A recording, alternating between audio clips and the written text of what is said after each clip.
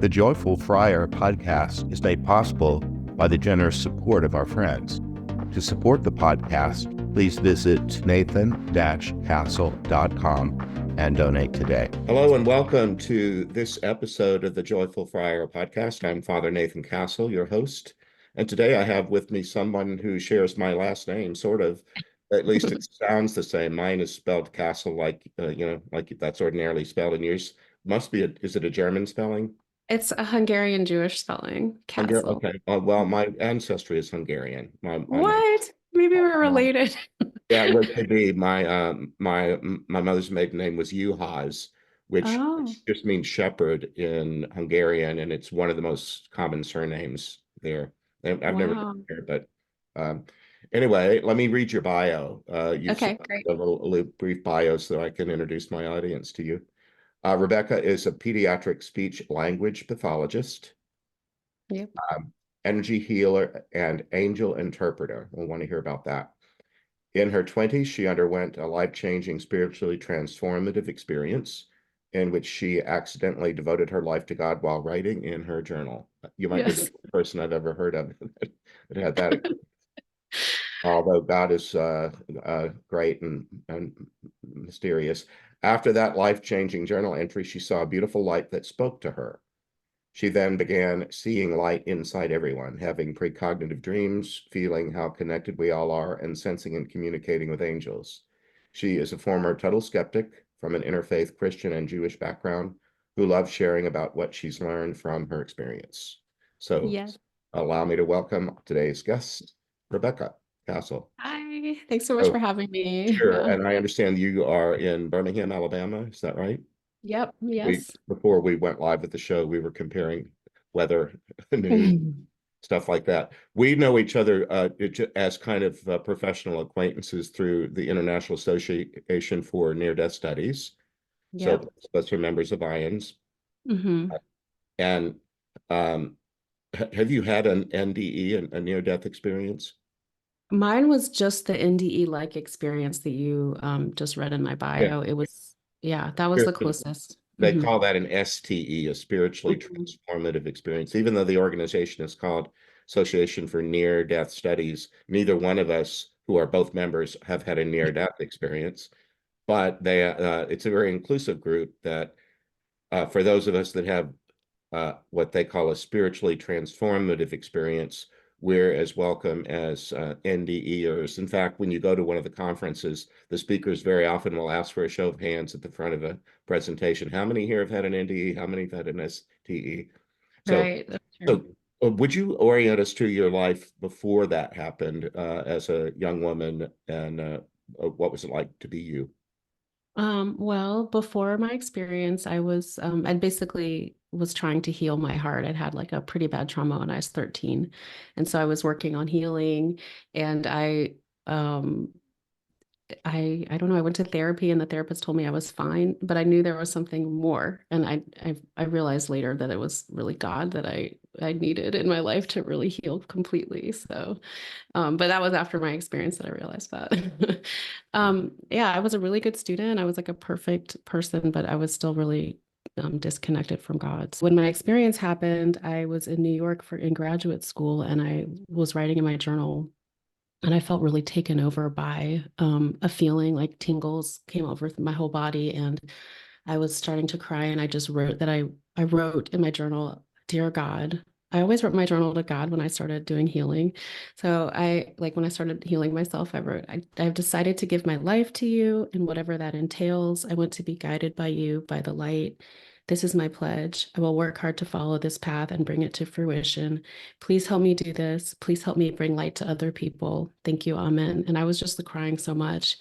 And it's like, oh, I got taken over. And then that night, that's when I saw the light come over my bed. And it was 2 years of all these spiritual experiences that came to me, which I can go into if you want to hear all of them.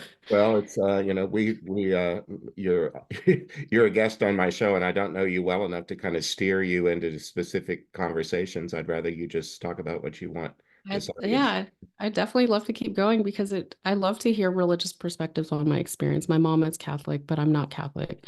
But so Give me a basically little bit of For example, what were you studying? You skipped ahead from 13 to graduate school. What I did know because it's just it gets long, but I'll tell you everything. Okay, had my trauma and then I went to college and then I started going to therapy after college and during because I was having all these breakdowns even though I was like a perfect student, perfect kid. I hadn't done any healing and I was really traumatized. I had PTSD. Mhm. But What were then you I started studying as an undergrad? What were you attracted? Russian. I was doing Russian in government. I interned at the US Embassy and the Senate. I was just like doing things and then not happy and not, it wasn't really working. So I kept kind of like having a really hard time. Um, I don't know if people could tell that, but eventually I would have these breakdowns and my soul was really in distress. I was really traumatized, but when I went to therapy, it really helped. And then I started studying Reiki and doing yoga, and that helped. I also went to church. All these things happened at the same time. And like 23 to 25, I really was like, all right, I can't keep rushing out and trying to succeed. I need to really get centered and grounded in myself. And that's when I just really kind of gave up on the outside world and started trying to get to know the inside of myself. Oh, So, that's well put. Most of my career has been in campus ministry, so the years from like 18 to 25 have been a large part of my heart, helping people move through all the different phases. And the thing that you talked about, it, you used the word perfect several times. And mhm. I was at Stanford for 7 years, and oh my God, the campus full of perfect, all over the place. Yes, that's how I was doing. Yeah. I was at Columbia for grad school and that Uh, was and Smith for undergrad. So it was definitely mind over heart. And I don't know if it's still like that, but that was my background. That was the way that I was raised to be. mhm. And having like 23 was like an early age. As I was talking to older people, I had a lot of mentors that helped me. They were like, "You're really young to choose to do this. A lot of people won't do this till their 40s." That I was like, I really can't keep just living on the outside. But Mhm. I'm glad you help all those kids. It's a hard time. Well, It they're can young be. adults, and sometimes the accent's on young, and sometimes it's on adult. And Yeah. it's a passage that people have to make, but it's difficult because many like you have had some trauma that sometimes it's hidden to everybody, sometimes it's known only to a few, and then there's all the navigating of spaces of who knows what about me and how I behave and anyway, I'm sorry that you were traumatized at all, but Thanks. I'm glad that you had the wisdom to pay attention and not well, you like people were Yeah. telling you could have gone on for years and years with some sort of split self, and you weren't content to do that. Well, yeah, and I do kind of say like if you decide you want to heal all the way, just be ready to have a really weird spiritual experience. I was like, I'm gonna heal all the way, which is what I told myself at 23. And then I had my strange experiences, my beautiful Have you been experience. able to let me back up a little bit. I used to talk about the stuff that happens to me as my weird world. Okay. For the longest time, I used that phrase all the time. And then someone just stopped me once and just said, there's only one world and you're a part of it. You don't need to keep calling it weird. It's just your reality. And That's really sweet. it Thank was you. helpful. Wow. And I heard it as a truth that changed my way of thinking. Sometimes if we listen to people, we hear something true that changes us. Yeah. I like that. And honestly, since I've started talking about this, I kept my spiritual experiences, I kept them really quiet until last IANS, the first time I talked about it publicly.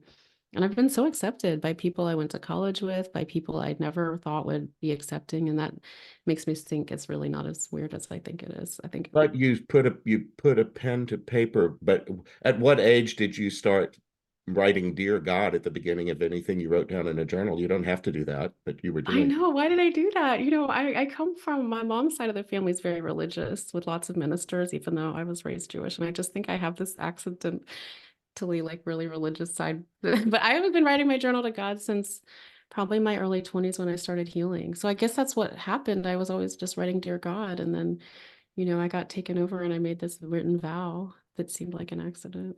Uh-huh. Well, do you want to go into that in more detail? Yeah, I would love to because I think it's really inspiring for people. And I've been thinking about how to explain it. And I realized getting ready for today with you, like I can't. I'm not God and I don't know the way God works, but God really did intervene in my life after I made that promise. I didn't even think that was a possible thing. And I really grappled with it after, but I made that promise in my journal and then I just closed my journal. Actually, I finished writing some other things about my life at the time. I was 26 and then I went to bed that night.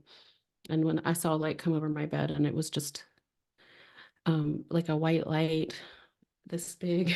And as soon as I saw it, I got really scared because it was like I could tell that this light could see all the way into my heart. And I could tell I was still hiding a lot of parts of myself. And I felt like it also loved me. And I felt like I just couldn't handle seeing, I just couldn't, it just really scared me. And I just tensed up and I told it to go away, go away, go away. And then I felt tingling start to come into my head. And I thought it was a headache, but it kept spreading and it felt like love and peace. And then it put a voice into my head that said, "You don't have to be afraid, but if you are, you can wear a hat." And it put a graduation hat into my mind's eye. And then I was really young and I just thought at the time that it wasn't a cute hat and I wanted to change the hat. And so when I tried to change it, it just stopped. But it was like a metaphor that came for the next 2 years. Like the graduation cap was like, I had to learn a lot of things to live in alignment with my promise, is what I've kind of gotten. So here was my It could life. also mean that you've made you've had a moment. You know, That's true. graduate, yeah, like you graduated from high school, but that wasn't the end of your education. You graduated Mm. from college, that wasn't the end either. And then you went, it can just some that might be a metaphor or a sign of an important passage. You've moved from one state to another state, but That's it's a good point. I like education. that. Yeah. I wish I wouldn't have been so rebellious in the moment because I just like was like, well, I didn't like it. And I wonder what would have happened if I would have stayed relaxed and like receiving the message instead of, I see the light, I told it to go away. It gives me this nice message about how to like stop. I just was not spiritual. I didn't really know what to do with any of it. So then the next 2 years, this is where near-death experiences really make sense because like I call it our near-death experience in real time. So over 2 years in my waking life, I had all these things that came to me through like angels and dreams and stuff until I was like at the level of my promise. And it was I talk about like 8 things. So the first was the light. The next morning when I went to grad school, I just saw light. It was like everyone had a light bulb in them and they were just so, so beautiful. It was like the light that I'd seen was just in everyone. And I was just amazed at how gorgeous everyone was. I was like in love. I was loving everyone I walked by that day. That was one Did of you the first. did you have to how did you deal with that? You go from normal consciousness to seeing the light in everybody. How did you do that? It was really hard. I mean, but I was like, God loves us so much. It just like that must be what God sees, but God sees it like times a million. It was really, I joked at my IANS talk, it was really hard to date like that because everyone was glowing. But no, I was 26 in New York. I don't know, it just made me have a lot of compassion for everyone and a lot of love and that I hadn't understood before. Hmm. So, um, it was really beautiful. And then the next thing that started happening was I started having these precognitive dreams about things that were going to happen. Some of them were about people. Some of them were about things that were going to happen to me, and they still happen now. But in the beginning, it was like different guidance, or like I had a dream about a car accident 5 days before it happened. And then it's like in the dream, it's all there, and then it happens. In the dream, I'm just watching it, and it's like, oh, okay. And then when it happens, I get all upset. It happened with carbon monoxide poisoning that I got, and I was fine, but I had a dream about it a couple of days before it happened as well. So that was another part. How did you make sense of that, or did you feel the need to? Did you just accept it as a phenomenon and not feel the need to categorize it, or Well, it's just so I have regular dreams that are like my brain just blowing off steam, and then I have these dreams that are like more precognitive or psychic, or whatever you want to call it. It's like um I can just tell they're different because they're a little brighter and they are I'm just watching it usually. But sometimes I can't always tell that it's gonna be psychic, but it definitely feels like um it's helpful. But it's not like prophetic. It's not about the world. It's just about something that's gonna happen to me. Or about my friend. I usually have friend dreams about my friends and like how they're doing or what's going on with them. So hmm. I mean, Yeah, they're helpful. I had it, yeah. But I'm a mom and I'm a little busy now, so like I have to, they're not quite as much as they were right in the beginning of my Uh, experience. Yeah. Tell us a little bit about that. What stage of mom are you? How many kids do you have, and what are their ages? Okay, well, I just have one and she's 7. Her name's Maya and she's awesome. And yeah, so it is just like I think now that she's 7, I reached a certain stage in motherhood where I'm able to really do more of this work because for the first few years I was just so invested in her and like Yeah. um yeah, but she's great. And it's been really good at grounding in a way to become a mom and yeah, it has helped me in ways spiritually, I think. So yeah. And the beginning of your bio was your career, a pediatric speech language pathologist. Are you still doing that, or I no? do. In fact, I was seeing a bunch of kids this morning before I came on my lunch break to to meet with you. Yeah, I Okay. love doing that. I've been doing that since that's what I was in graduate school for when I had my experience. Mhm. I was in grad school for speech pathology, and it's a great. I love it. I love working with little kids, um, and it's a lot of fun. So, Mhm. Did any of these other spiritual experiences affect the way that you do that work? yes, because one of the other things that happened was I started to feel really viscerally how much we're connected. So, and how much it means to be kind to someone, like how it was almost like a life review, but it happened while I was awake. So yeah, I feel like I really make space for them and for their joy. Hmm. And I have had dreams about some of the kids I worked with when they weren't able to speak because they had cerebral palsy. I've Hmm. had a dream about one of my little kids coming and dancing and talking to me in my dream. So that's like always really special. What age do you what's the youngest that someone would be a client? I mean, I've worked with babies, but right now I'm working with like in schools. So I work with like 2 and 3 year olds up to high school, middle school and high school. So it's all everyone's different. That's a So big range. it's fun. Yeah. I mean, a lot of the kids I work with right now, it's like social and pragmatic language and conversation and understanding um, different things about social stuff. I think COVID has made that kind of hard for kids. So, Yeah, sure. so it's really fun. I love it. Uh-huh. Yeah. I'm wondering what your spiritual practice is. Are you a meditator? Do you have a way that you spiritually start the day or end the day or move through it? Mhm. Yeah, I do. I meditate and pray a lot. I do start the day with meditation. I also meditate to get these angel messages that I share on my Instagram page. And those are really nice. And I do a lot of automatic writing or like, ask angels or God for advice. And I write down what I hear. Hmm.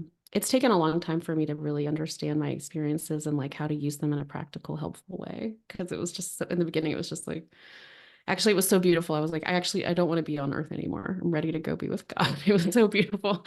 And I had to stay and like try to make sense of it and use it in a helpful way. So, Do you know the writings of Saint Paul in the New Testament? mhm. You're talking very much like him. He Really. There's a section where he is sort of musing and writing in letters. That's why we even know it. That he makes a reference in a third person kind of way. I knew a guy who was brought to the sixth heaven, and anyway, he has had enough spiritual experience that he says, I really would like to go home, except that I love being with you too, and I want to be of service to you. And so it doesn't really matter wherever I am, whenever I am, I belong to the Lord and the Lord belongs to me, something like that. Oh, that's beautiful. Yeah, I he love has a that. he's a great for for for for religious people. And remember, he was Jewish. Uh, Right. Yeah. and he meets not the sectarian Christ. He meets the cosmic category of the anointed one of God, the God's beloved. That's what Christ means. And Mm, so wow. he's a personage who uh, is a boundary breaker, and it's part of why he got killed. I That know. I happens do. to a lot. I love Um, that. That's really beautiful. It's funny you bring that up because I ever since my experience, I feel like a lot of the things Jesus said makes so much sense. I read it, I'm like, oh, of course he said that. That makes so much sense. So that's like a really cool part of it. Like I think maybe I accidentally kind of get aligned with stuff that I don't realize I'm aligning. Yeah. Like, yeah. Um, Anyway. what's kind of the growth edge in your spirit or your life? What's new? I think really speaking about this is new because I really kept it quiet. Mhm. So I was like, I'm never going to talk about this. I could be crazy, but if I'm not crazy, I'm definitely not going to talk about it. And I just shut it down because this happened like 15 years ago. And then finally I felt like a real nudge to talk about it and go and like apply to IANS, and I spoke, and then I've been going on podcasts, and it's not really, so my big thing is to just feel okay enough to talk about it, and be open enough to help people, but also it's like I feel like I open myself up to being judged by people. I just like to get along with everyone, so Yeah. that's like been a little hard. Well, that's one of the things I enjoy about IANS the most. Again, International Association for Near-Death Studies.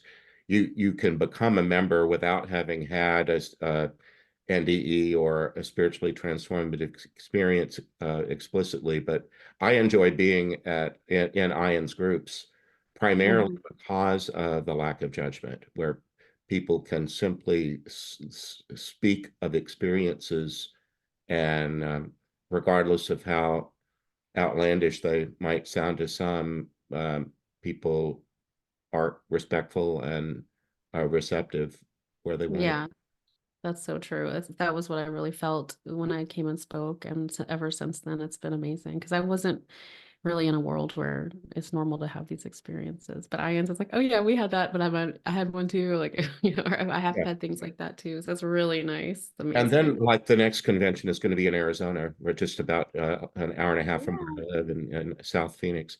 And Excited. even there, I go to those, and there are some things that, when you have a whole big uh, catalog of things that you can do, which is typical of that kind of large scale convention. There are some things there that I'm just not interested in, and I don't have to be.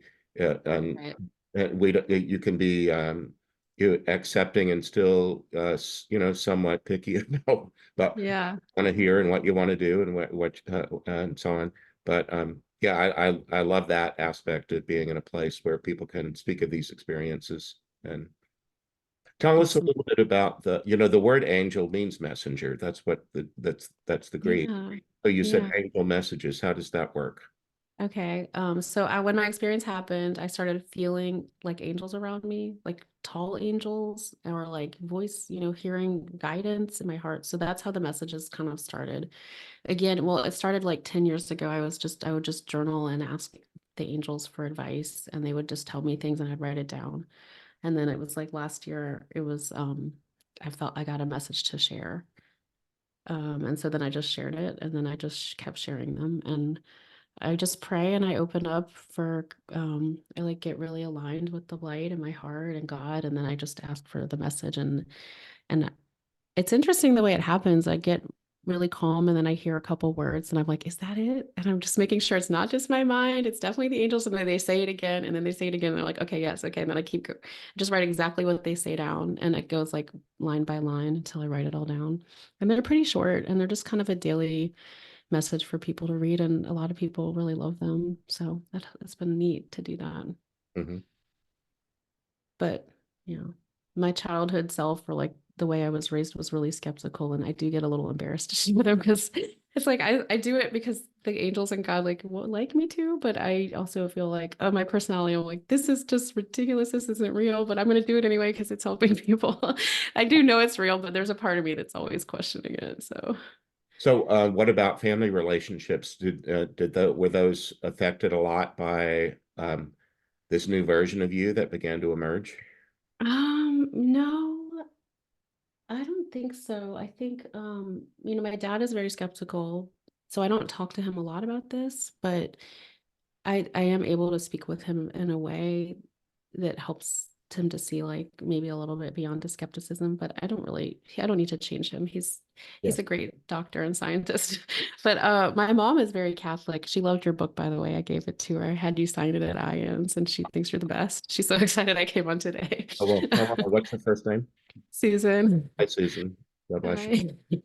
Yeah, so she's very Catholic and she became Catholic throughout my young adulthood. And so she's showed me an interesting way to relate to what happened to me as like a charism or different thing. I'm not Catholic, but she's very devout Catholic. She spends a lot of time in church and praying. So she's been really accepting of it. And, I like it. I go to church with her sometimes. She lived near you then? She lives in Louisiana, but eventually we want her to move close. So but Uh, we try to visit as much as we can. In fact, she had a born again experience when I was in high school that I think really started me on a more spiritual journey. And I had a dream. I had dreams about it even before my experience. So I think parents are really powerful with what they can do for kids in their lives. of So course. One of the ways to think, you know how very intelligent people uh, do experimental searches for intelligent life in the universe. yeah. They Hmm. create satellites Yeah. those big satellite dishes that are scanning the universe, listening for radio signals or whatever. There are a lot of intelligent people that look at the universe and essentially say it's so vast, so enormous, how could there possibly not be other life in it other than on this one little planet? So Yeah.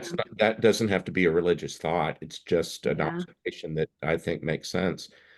Uh, uh, Yeah. the the um, the thing is, oftentimes they're looking for material beings. They're making an assumption that if there's other kinds of life, it will be material life. That's an interesting way to think of it. I love that. Is there life that is immaterial? Yeah. And what is matter anyway? For really about the last 120 years, the physics shifted, and Yeah. with quantum, we know now that even though do you remember learning in elementary school that you were mostly liquid? Oh yeah, I do remember that. They were all water or something. Yeah. Yeah, I remember it was late in the afternoon near the end of the school day when this like third grade teacher, just wanted to rock our world and told us that we fought her, and then we fought her. How could that be? We're obviously solid. And anyway, the states Yeah. of matter that liquid, vapor, solid, like ice, steam, or water. We learned about 120 years ago that we are energy at the Yeah. lowest level. And that Yeah. doesn't have to sound woo-woo to call you Right. an energetic being. It's just the fact of the matter. And Science, yeah, right. That's it's neat. science. Yeah. So to be Yeah.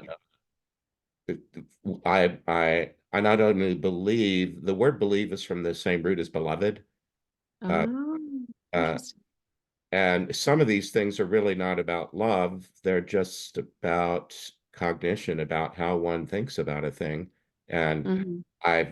I was raised in a Catholic Christian home, but we were taught that the world is a combination of spirit and matter, and Mm, really spirit just means breath. That's the word for respiration. Uh, yeah. that I had a picture of the guardian angel over my bed when I went to sleep. So it was part of the worldview that I was brought up in. Yeah. But I don't have just a childish faith. I Mm, believe that I'm a spirit being, and I believe that I will live after my body dies. hmm. That's what near-death experiences are all about. People Yeah. experiencing themselves after the near-death, and the work that I do involves people that actually did die, but who still are working out something in their first afterlife realm level, Hmm. helping them along a little bit. So, Yeah. yeah, I don't have any problem believing that we share the universe with other intelligences. And if they're free beings, that means they would be free to behave well or ill. So You interesting. know? Yeah, it's really, And so I never go into Well, for one thing, Catholics, because your mom, you pray in the name of the Father, Son, and Holy Spirit. And I believe that's a protective prayer at the very beginning. It's, Mm, I want to only be in communion with the Godhead. And I'm yeah, not, it's not a Ouija board. I'm not just looking for any right. spirit that's happening along. I think that's quite dangerous because Yeah. not everybody has your best interest at heart. I don't pick up hitchhikers on this plane or any other. It's, uh, I'm selective about who I will allow in my company because not everybody has my best interest or my friend's best interest at heart. I Um, think that's interesting. Yeah, I feel like that's probably I'm as you're talking, I'm really thinking about those nightmares that I had and like how whatever it was kind of brought into my sphere from the trauma. And I really had to get aligned with God to get them to go away. yes, I had to really have a deep experience because they were terrifying, whatever yes, it was. and we have integrity of being. You're in charge of you, and I'm in Yeah. charge of me. And when others try to bully, whether they're spirit bullies or human bullies, you can tell them no. Yeah, I didn't realize that till I had that spiritual experience, but I was so glad I told them no. They never came back, and it was like amazing. I was like, best night of my life. Well, Gone forever. yeah, well, but because you were able to say, "I belong to God," and Mhm. and that that's important. And I Yeah, had to face it. I had in to the look in the right at it. Catholic world, a lot of people presume that a priest that does spiritual things must be an exorcist, and I'm not. Mm. I don't. I don't go near that. That's not my job. And Yeah. um, have you had to discern some sense of what your calling is? I don't know if you use that language, calling or vocation. I Uh, think a lot of it is speaking and teaching, but also healing. I do healing. all right. Um, I don't, I feel like angels don't like to either. I just tell people and I do readings that tell what I hear what the angels say for them. And they're like, tell me when I'm gonna meet this guy. Da, da, da. I was like, I don't really do Yeah, that. no, And the angels don't do that either. right. It's more because free will and it's everything's always changing. Podcast is called The Joyful Friar. I'm a Dominican, Yeah. and we have Right. there's so many religious families inside the Catholic Church. And when I was a young person, 22, I had a bunch of different spiritual experiences that happened from 18 to 21. Wow. And I had to figure out, what am I going to be when I grow up? And I'm growing up, sooner than later. So I need to kind of make up my mind what I'm going to do. And Yeah. when I did, begin to move into the idea of being a Catholic priest, it was fearsome. Um, Mhm. and then there are all these religious orders, and they're all kind of different, and a lot of them have a lot of pain and sufferings in their name, and I just thought Right. it's hard enough already without kind of making an entire identity out of it. But then when I Right. learned that Saint Dominic was called the Joyful Friar, that stopped me, and I thought I just want to be about joy. It's Oh, not that suffering doesn't have a place, because it does. Uh, there's light and dark every day and every night. yeah. That's so And true. but I want to be joyful night and day. I can at least wait in joyful hope for things to turn if that's the best I can do. But I what love gives that. you joy? That's where I'm going with all this. What do you? Oh, okay. What brings me joy? Definitely my family, Uh, nature, God. I just love, just quiet moments. I love birds. uh, Yeah, a lot of things. I mean, um, definitely God is the most one since my experience, but other than that, regular life stuff. yeah. Family, friends, nature. What Well, about you? there's a phrase that's both Jewish and Christian because it's in the Psalms, in the Jewish Mhm. Psalms. The earth is full of the goodness of the Lord, and Oh, I just yeah. believe that's true. That doesn't mean that there isn't war and poverty and calamity and all kind of things, and some of them on a global scale and some of them in one's own personal life. But I really do believe that it's a good place to be. I'm grateful for life and for all the good things. And, living in the desert, and we've just had about 2 inches of rain in the last 3 days. Water falling out of the sky when you live in the desert, it just seems like such a bonus. Oh, it's so We're always awesome. worrying about, global change, climate change, and where our water's coming from, and so on. And so when a lot of it falls out of the sky, you just it's renewing. That's amazing. I'm so happy for y'all. It's all drippy. I'm looking out my window right the other camera, and Funny. I want to get outside today because it's been raining for like 3 days in a row, which hardly ever happens here. Wow, amazing. That's awesome. Well, you definitely have the joy, Father Nathan. I just you have a real spark of joy. It's really nice to get to talk with you.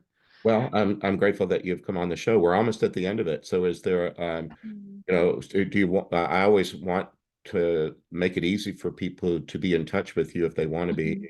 websites, however it is that people could Yeah. be in touch with you if they'd like to. Yeah, come you can find me at my website. It's RebeccaKastl.com. And that's not spelled like Father Nathan. It's Rebecca Kastl.com. You can probably see it in the show notes as well. And I'd love to stay in touch. I have a Substack that I write called The Accidental Mystic, where I go into some of the stuff that happened to me and how I made sense of it. So yeah. I use the word mystic too, and I love words and etymologies. Mystic has to do with beginning. Mm, Being a mystic cool. doesn't mean that you're, some, I don't know, some out there odd character. It just means you're someone who has begun. Yeah, I love that. Definitely, it definitely feels right, the mystic All right. part. Good. Well, thank you for that info. So anybody that meets you through this podcast will know how to be in touch with you if they'd like to. Yep. Will you be at the IONS meeting, the conference that's coming up in September? Yes, that's my goal. I'm definitely planning to come and hope. Anyway, Oh, delightful to meet you, and I'm grateful that you come on the show. And thanks so much. so now I know I'll look forward to seeing you in a few months. Thank you. So good to see you and talk more. Thanks. So audience, thank you so much for being with us today. Um, Remember that you're always in my prayers. And if you would like to be in touch with me, that's easy enough to do too. I'm on my email all the time, and I prefer to be contacted by email. So if you want to, if you have anything that I can do for you, let me know through an email. My site is nathan-castle.com. You can find me there. But for right now, have a great Bye. day and thanks for being with us. Bye-bye.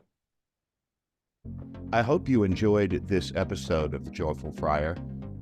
Please like, follow, and subscribe.